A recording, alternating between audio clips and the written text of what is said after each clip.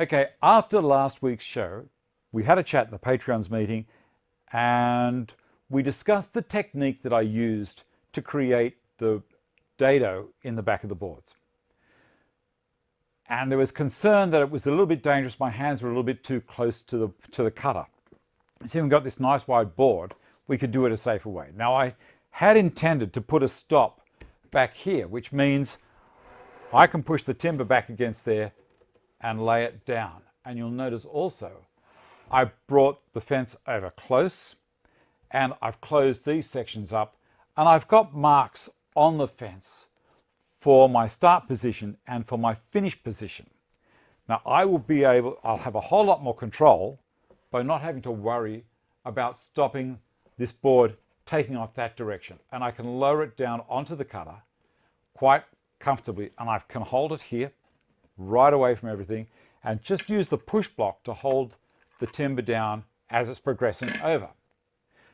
Now when I come to the end, instead of having the marks on the table here, I've actually got them on the fence. You may remember that during the show last week, I had the fence open to start with, the gate for the dust extraction. Well, there's no need to have the dust extraction there at all because the cutter isn't having anything coming off the edge of the timber. It's all going down. So this is how we're going to do it. It will make a little bit of noise. I'll make sure I've got that yellow thing in. I'm going to throw the hearing protection on. And let's get it right this time.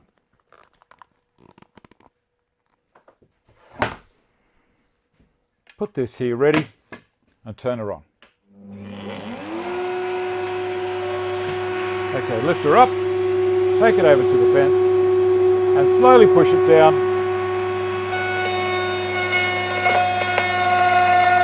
A whole lot more control.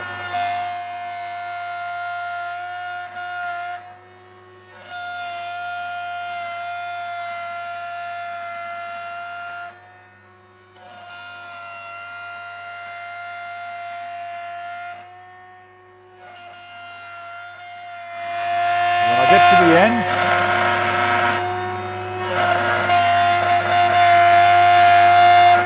I'm watching that pencil mark on the fence and stopping, turn her off and wait. Much safer. Wait for it to stop. Beautiful. And I have a much better result with the distance to the end and the distance to the end here as well.